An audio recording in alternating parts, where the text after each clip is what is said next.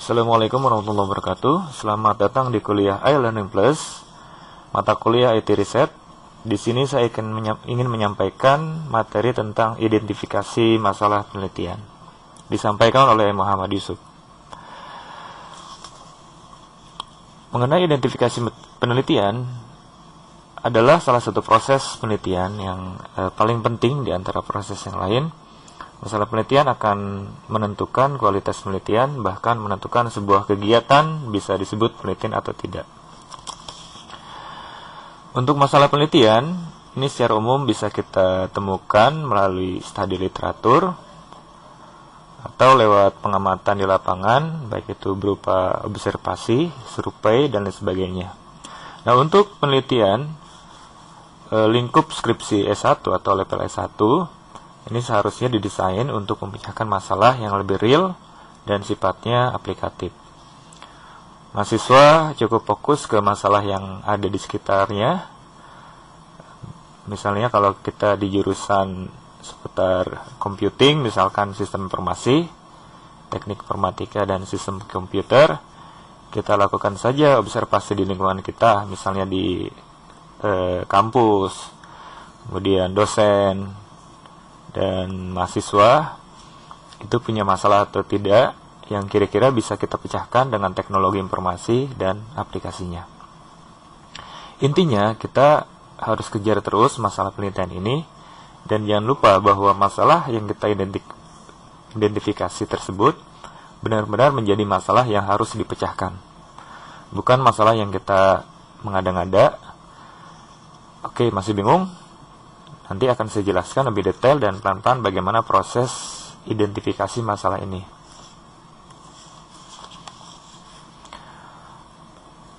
Masalah penelitian bisa didefinisikan sebagai pernyataan yang mempermasalahkan suatu variabel atau hubungan antar variabel pada suatu fenomena. Sedangkan variabel itu sendiri dapat didefinisikan sebagai pembeda antara sesuatu dengan yang lain. Nah, ketika kita mengambil topik penelitian, misalkan contoh, membedakan raut muka mahasiswa yang lagi bokeh atau tidak punya uang dengan mahasiswa yang lagi banyak uang. Nah, kita punya variabel di sini raut muka, dan variabel yang satunya lagi adalah keadaan keuangan. Nah, kita ingin tahu hubungan antara dua variabel ini. Jadilah itu sebuah masalah penelitian. Nah, itu salah satu contoh saja.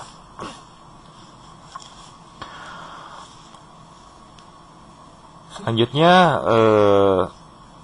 sumber masalah dari mana datangnya? Nah, itu pertanyaannya.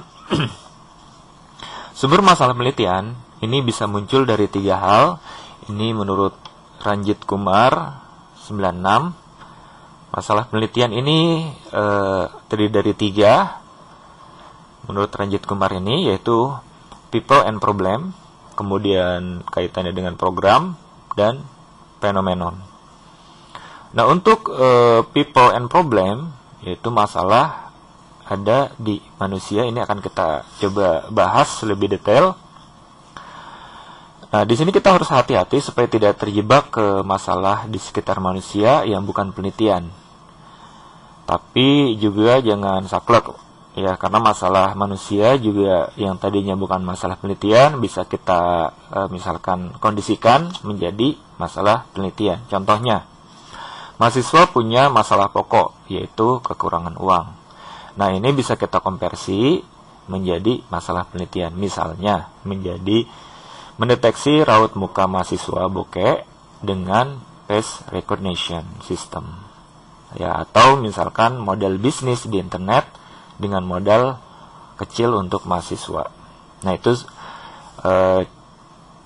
masalah penelitian yang datangnya dari people atau manusia itu sendiri. Yang kedua, ini seputar program, yaitu masalah dari cara, teknik, dan struktur kerja. Contohnya, nanti akan saya jelaskan lebih detail. Nah, di sini untuk teknik dan struktur kerja yang bermasalah tentu saja bisa menjadi masalah penelitian. Nah, ini contohnya. Dosen-dosen misalkan saking sibuknya ternyata kesulitan menemukan satu waktu yang pas untuk meeting bulanan di kampus. Nah, ini menjadi masalah penelitian. Approach-nya atau pendekatannya, kita bisa kembangkan satu aplikasi scheduling dengan sedikit sistem pakar di dalamnya yang secara otomatis kita berikan beberapa alternatif waktu meeting yang pas untuk semua. Masalah lain misalnya sistem informasi manajemen kampus untuk penilaian ini juga misalkan ada masalah, tidak bisa online untuk input data dan tidak sesuai dengan bisnis proses dalam pengumpulan nilai. Selain itu kaitannya dengan cara teknik dan struktur kerja, misalkan di sistem parkir di mall yang tidak bisa mendeteksi mana area parkir yang kosong. Nah, ini juga masalah penelitian yang menarik juga. Selanjutnya fenomenon atau fenomena yang terjadi yang ada di sekitar kita juga bisa menjadi masalah penelitian. Nah, contohnya misalkan bahwa banyak situs portal yang dikembangkan di perusahaan ternyata sepi pengunjung. Nah, ini adalah sebuah fenomena untuk meningkatkan traffic. Misalnya bisa dengan memainkan beberapa teknik supaya search engine mau menampilkan atau menengok situs kita. Nah, ini sering disebut dengan istilah search engine optimize. Nah, dari sini kita sudah mendapatkan judul, yaitu mengembangkan situs portal traffic tinggi dengan teknik SEO ya, atau search engine optimize. Nah, fenomena lain lagi misalkan proses pendeteksian golongan darah untuk skala besar atau massal, misalnya untuk seluruh mahasiswa di universitas yang jumlah mahasiswanya misalkan 5.000 orang, ternyata memakan waktu yang sangat lama. Nah, ini sebuah fenomena. Jadi kita harus berikan solusi, misalkan dengan membuat software sistem yang menggunakan beberapa teknik AI ya, atau artificial intelligence yang memungkinkan pendeteksian golongan darah sehingga 5.000 orang ini bisa kita proses dalam beberapa jam saja, itu misalnya. Itu salah satu contoh.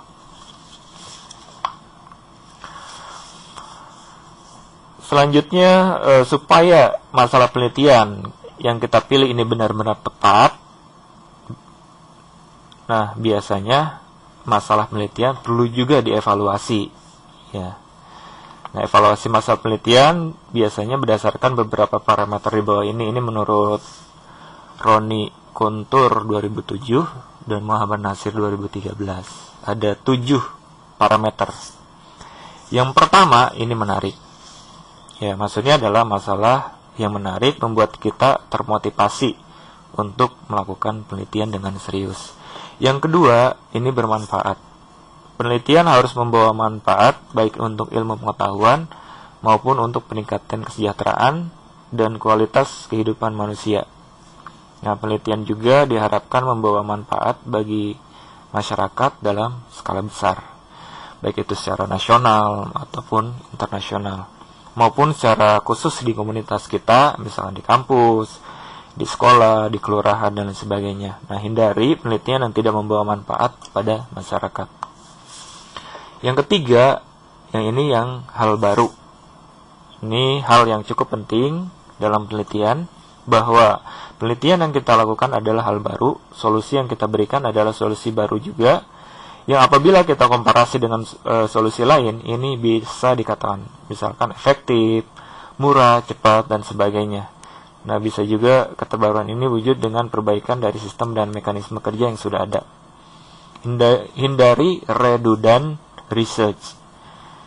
Ya, meneliti hal yang sama persis dengan yang dilakukan oleh orang lain. Nah, ini istilahnya adalah menyontek alias plagiasi. Yang keempat, yaitu dapat diuji atau diukur. Hal ini biasanya hal yang terlupakan ya.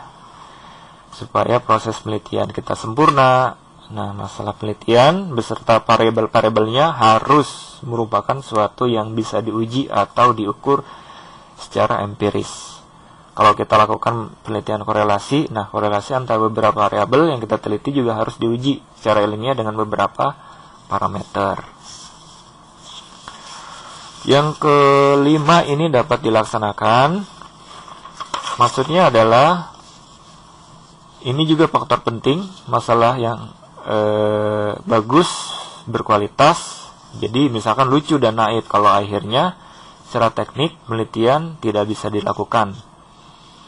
Nah, dapat dilakukan ini berkaitan erat dengan keahlian kita, bidang ilmu kita, ketersediaan data, kecukupan waktu dan dana. Hindari research impossible.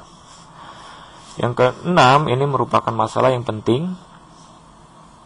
Nah, ini agak sulit mengukurnya, tapi paling tidak ada gambaran kita bahwa jangan sampai melakukan penelitian terhadap suatu masalah yang tidak penting. Yang ketujuh, ini melanggar etika. Yang terakhir adalah masalah etika. Jadi penelitian harus dilakukan kejujuran, metodologi, prosedur. Harus dijelaskan kepada objek penelitian, tidak melanggar privasi. Publikasi harus dengan persetujuan objek penelitian, tidak boleh melakukan penipuan dalam pengambilan data maupun pengolahan data. Oke, bagaimana? Ada bayangan materi yang saya sampaikan? Kira-kira apa yang akan nanti kalian teliti? Kalau sudah oke dan mantap dengan masalah penelitian, kita lanjutkan ke materi berikutnya. Intinya, konsep dari tulisan tentang penelitian ini memberi opini bahwa penelitian dan tugas akhir itu mudah. Tidak bikin takut, apalagi bikin stres. Kita tinggal jalankan saja sesuai dengan tahapan penelitian. Nikmati masalah yang muncul, tekuni solusi dan eksperimen yang kita rencanakan, dan jreng, insya Allah tugas akhir kita, skripsi kita, tesis kita akan selesai sesuai dengan waktu yang ditetapkan, tanpa menyontek, tanpa membeli dari penjual skripsi, dan tanpa kutukan dosa dari yang di atas. Selanjutnya, ini referensi yang digunakan di dalam menyusun materi ini. Demikian materi yang saya sampaikan tentang identifikasi masalah. Saya tutup. Wassalamualaikum warahmatullahi wabarakatuh.